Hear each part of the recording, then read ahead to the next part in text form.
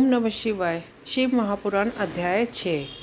शिव पुराण के श्रवण की विधि। शौनक जी कहते हैं, महाप्रयाग सूजी, आप धन्य एवं शिव भक्तों में श्रेष्ठ हैं। हम आप पर कृपा कर हमें कल्याणमय शिव पुराण के श्रवण की विधि बताइए, जिससे सभी श्रोताओं को संपूर्ण उत्तम फल की प्राप्ति हो। सूजी ने कहा, मुने शौनक, तुम्हें संपूर्ण फल की प्राप्ति के लिए मैं शिव पुराण की विधि सविस्तार बताता हूँ। सर्वप्रथम किसी जोशी को बुलाकर दान से संतुष्ट होकर उससे कथा का शुभ मुहूर्त निकलवाना चाहिए और उसकी सूचना का संदेश सभी लोगों तक पहुंचाना चाहिए। हमारे यहाँ शिव पुराण की कथा होने वाली है। अपने कल्याण की इच्छा रखने वालों को इसे सुनने के लिए अवश्य पधारना चाहिए। देश देश में जो भी भगवान शिव के भक्त हो तथा शिव कथा के कीर्तन और श्रवण के सुख हो, उन सभी को आदरपूर्वक बुलाना चाहिए और उनका आदर सत्कार करना चाहिए।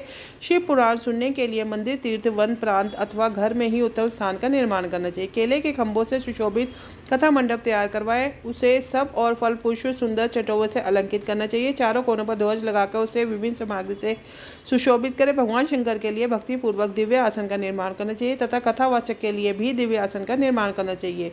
नियम पूर्वक कथा सुनने वालों के लिए भी सुयोग्य आसन की व्यवस्था करें तथा अन्य लोगों के बैठने की भी व्यवस्था करें। कथा वाचने वाले विद्वान के प्रति कभी बुरा भावना न रखें।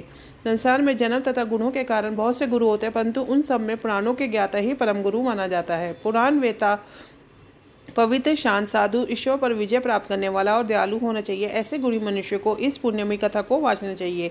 सूर्योदय से 3:30 पहर तक इसे वाचने का उपयुक्त समय है।